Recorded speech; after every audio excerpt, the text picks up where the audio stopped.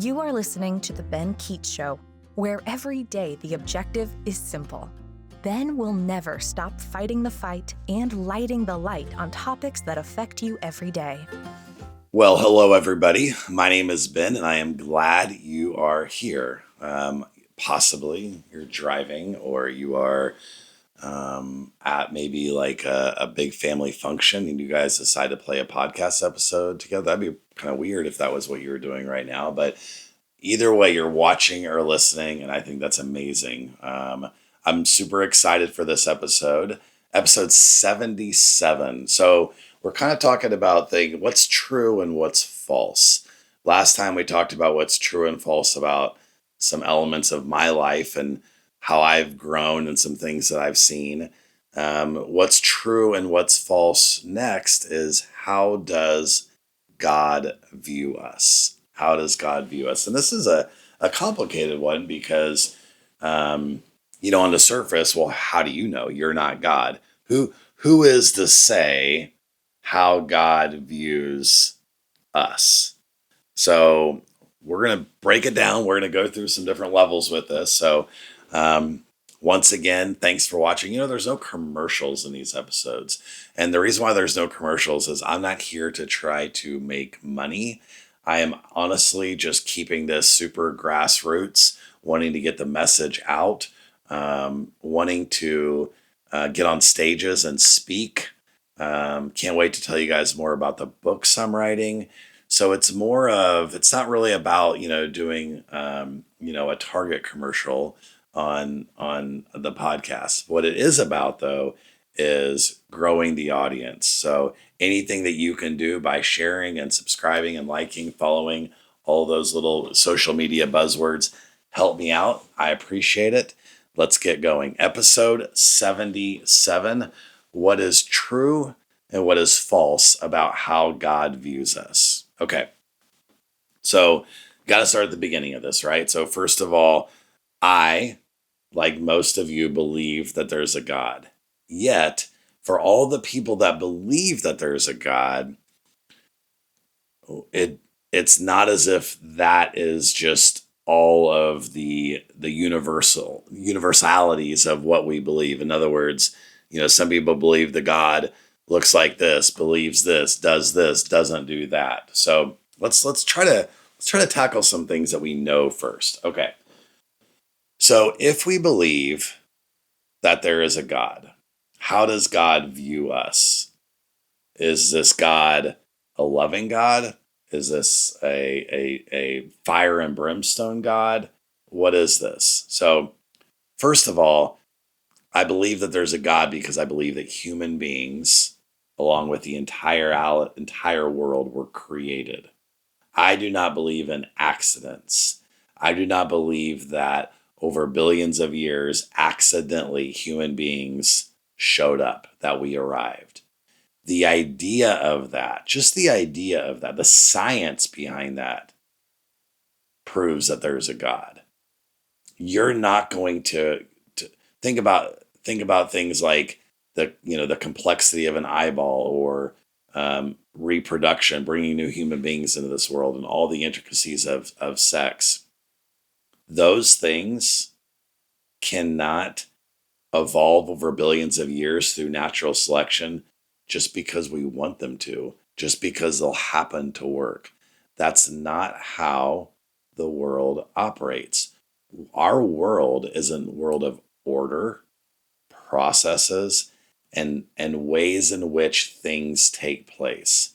You are only watching this podcast episode because your parents brought you into this world. And you and I both know what they did for that to take place.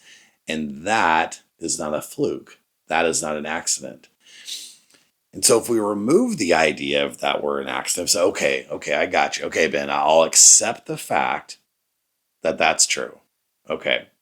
If you accept the fact that that's true, that we're not accidents, that we're not random mutations over billions of years, that there is design, purpose, and intentionality with us being here, you have to ask yourself the question, why? Why are we here? What's the point?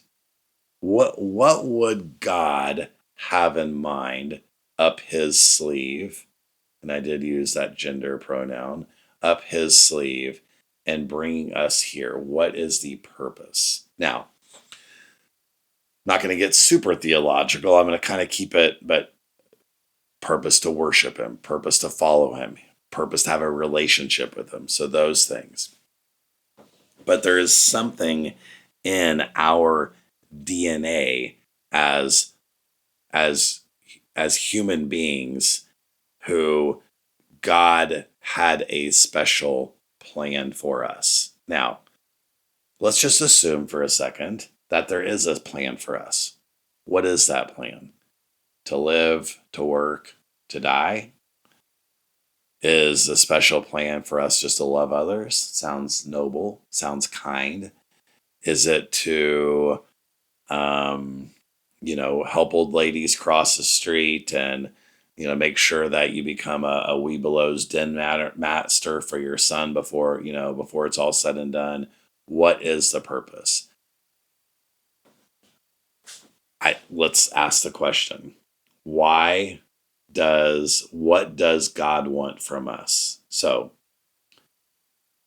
I believe in the Great Commission, and I believe in heaven. I believe in hell. Not everybody may, and that's okay for right now. I believe that there's a God who loves us.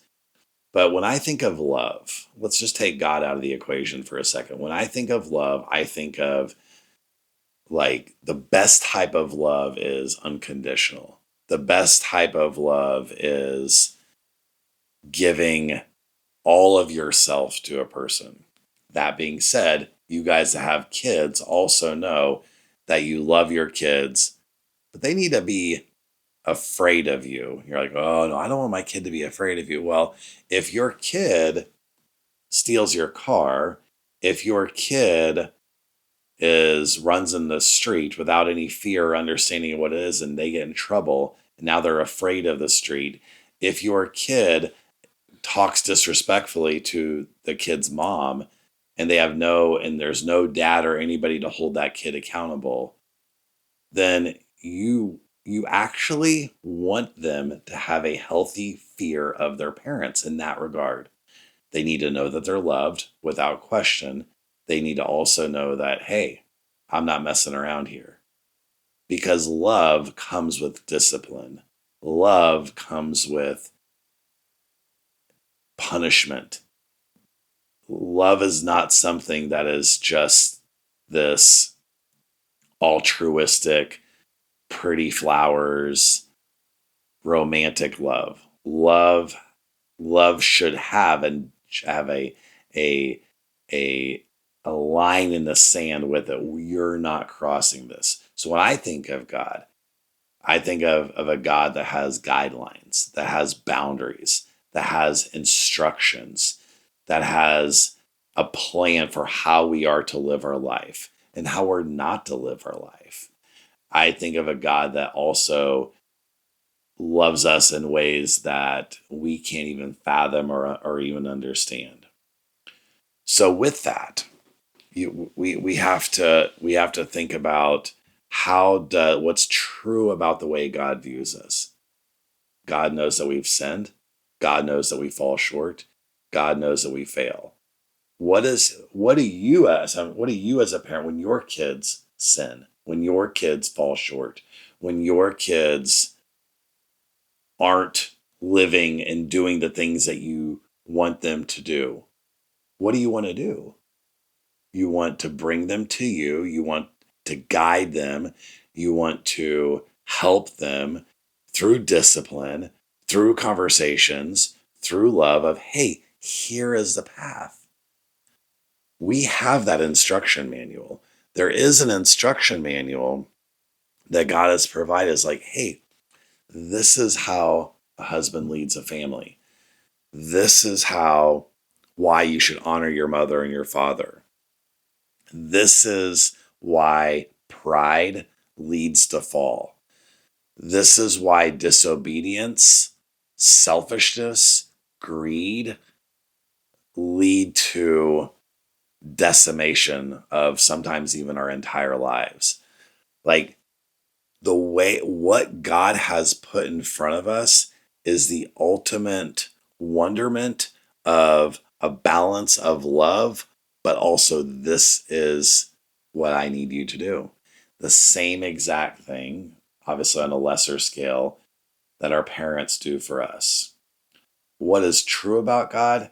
He loves us. What is true about God? There are consequences for our actions. What is true about God is that there is a manual, there is a playbook for how we are to live in our lives that you can't come on the show and let me know there's not one I that's out of place in that. What's not true about God? A misconception of what judging is. This whole idea that, well, only God judges, right? But then like what does that even mean? If I if my kid is doing something wrong, am I not judging what they're doing and calling a spade if I'm going to say that? Not all judging is wrong. It just comes if it matters if it's the heart that's behind the judging. I don't want to ever judge anybody with a heart that's prideful. A humble heart is going to have a far different effect when it comes to, hey, here's what's going on here. Hey, here's what you need to understand. That's a whole different concept. So what God is not is a big teddy bear in the sky. What he's not is someone who is only fire and brimstone, only here to punish. There's love and there's consequence. We need to have a fear of the Lord because it keeps us in line and puts us always here. I get conversations with my dad sometime about, you know, Calvinism and once saved, always saved, and some different Christian theological conversations. And the one thing that I'll say that I've really learned from his viewpoints on God choosing us is that the the viewpoint that he shares puts us always in our place. I want to be put in my place. I do not want to ever for a second, and I'm constantly guilty of this, by the way, but my desire is for every single second of my life to know exactly where I fall. And where I fall is a extremely humble place, miles behind God's knowledge and God's plan. I am nothing without him. But sometimes what happens in this world is we have elevated the human being. We human beings have elevated ourselves to almost God status. We even sometimes elevate our kids to God status. And it's not as if it's not that there's like something wrong with us loving our kids, of course not. But we can put these other things higher than God. So then if God says, hey, you need to forgive this person that's wronged you, I don't have to. I'm not going to. They don't deserve it. Well, okay, then you're God. So you're saying that God's instructions don't count for you. You're saying that God desiring to have you live a life of grace and forgiveness counts for other people, but not you. What's true about God? His instructions, his desires for us keep us safe, work for the betterment of ourselves, our families, our loved ones. When we get off track, we then turn to ourselves. It kind of goes back to the last episode I had. We turn to ourselves to be our God. I made a decision with relationships. I'm not in charge anymore.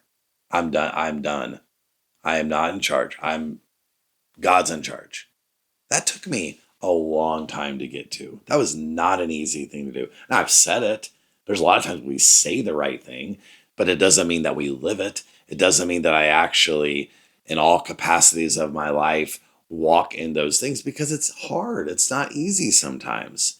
And my challenge for you is for you to see yourself the same way God does in terms of your goals, in terms of what you should be doing, what you want to do, and fall in line there and put yourself behind. you are not in charge.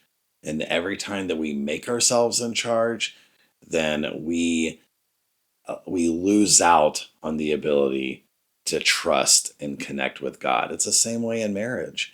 If I put myself ahead of my wife, I lose out on the ability to actually to lead her, to love her, to care for her in the way because I'm putting myself first. And how many people have I talked to in marriages who consistently and constantly put themselves, sometimes without even realizing it, ahead of their partner? And I view our world, human beings, as not an accident. There's intention and purpose. And the purpose of my life is to live it in following the flashlight of God in terms of the path that I need to go and trusting along the way that his best interests for me are better than anything that I can imagine, anything that I can write down on paper. And I am trusting that process. And it's hard to get to that point. And honestly, I didn't get to that point on my own. It hit me with a very difficult breakup that I'm still struggling with. But I had to find a way to accept it, even though I don't want to accept it. And my way of accepting it is I'm trusting him. I'm trusting him. And it has done wonders, which I know we talked about some of that last episode. So anyway, thank you for paying attention to episode 77. This was fun. I think whether it was a room of atheists or Christians or agnostics or other religions, I think it would be amazing to have an actual conversation with people who look at faith differently than I do. Again, I'm always going to put this out there. If you have an interest in having a conversation about faith, whether you and I feel or look at the same or we look at things differently, I think some of the best learning can take place is watching intelligent, respectful people have conversations about what they think and believe. And it can be a fascinating learning discovery, unlike what we see all the time in our society is just name calling and nobody understanding where someone else is coming from, and it's just going backwards. So anyway, thank you. Subscribe. Leave me a comment. Let me know where you're at. But most importantly, thank you from the bottom of my heart for tuning in to episode 77. I hope you have an amazing rest of your week. Bye. Thank you so much for listening. Let's keep the conversation going. You can reach out on Ben's website, www.benkeechshow.com, or on social media to chat. And please remember to subscribe so that you never miss an episode.